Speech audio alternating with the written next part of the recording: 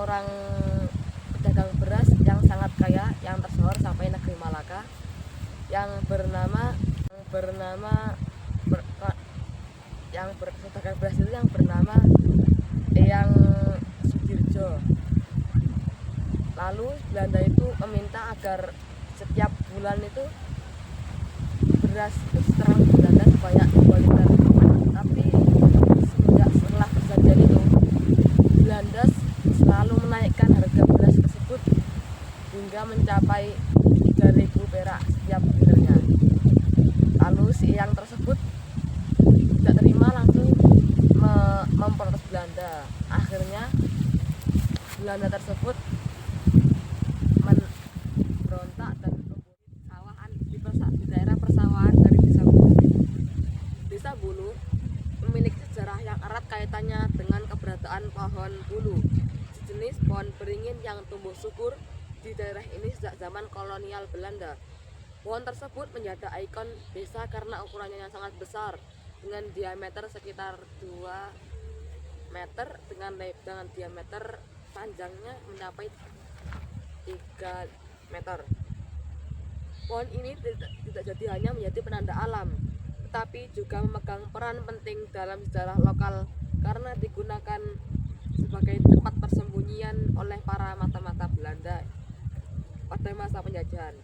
Tapi selain digunakan oleh mata-mata Belanda, sebelum Belanda datang ke sini itu sebagai tempat pemantauan atau pusatnya informasi oleh masyarakat Desa Bulu.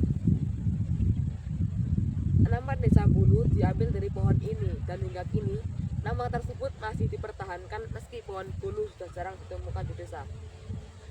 Di desa ini terdapat satu-satunya pohon bulu yang masih berdiri kokoh hingga saat ini, yaitu pohon yang di sana yang dekat dengan pemakaman Desa Bulu.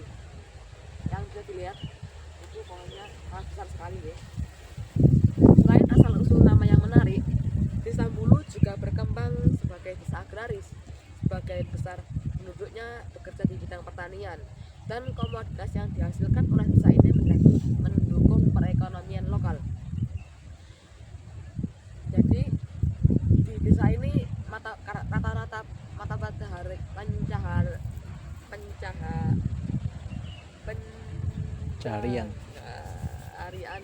desa ini yaitu sawah ini yang sangat luas sebagai desa yang juga bisa dilihat luas sekali lahannya yang kehidupan.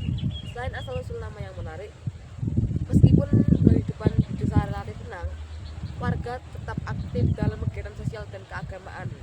Desa Bulu seperti banyak desa lain di Sukoharjo juga menjunjung tinggi nilai-nilai tradisional seperti gotong royong yang menjadi pilar utama dalam menjaga keharmonisan dan kemajuan desa. Di desa ini juga tidak jarang dilakukan kegiatan seperti upacara dasiten, kondangan, kelumpuan dan lain-lain yang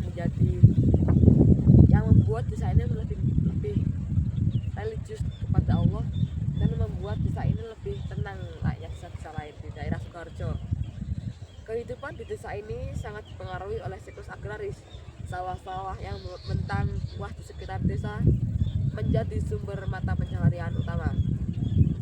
Selain pertanian, aktivitas sehari-hari di desa ini juga dipengaruhi dengan berbagai kegiatan sosial yang menunjukkan kearifan masyarakat dalam menjaga keharmonisan. Kegiatan gotong royong terutama dalam membangun masjid dan membangun jalan menjadi bukti nyata bahwa masyarakat Desa Bulu terus bekerja sama untuk mempertahankan tradisi dan memajukan desanya. Jika dilihat dari sejarahnya, Desa Bulu mencerminkan beberapa elemen alam seperti pohon bulu yang menjadi penamaan desa, dan tradisi lokal yang telah membentuk identitas dan kehidupan sosial masyarakat di desa ini selama berabad-abad. Jadi selama lebih dari berabad-abad tahun yang lalu, desa ini telah menjadi ikon yang sangat besar, terutama kemarin tuh ada acara gebiar sholawat yang dilakukan di Desa Bulu. Itu jadi pengembangan agama Islam yang terus berkembang di daerah. Seperti itulah kurang lebihnya sejarah dari kota Bulu, dari Desa Bulu yang juga unik ya maksudnya. Oke, sekian apa yang saya sampaikan. Kurang lebihnya mohon maaf. Allah alam bisawab. Assalamualaikum warahmatullahi wabarakatuh.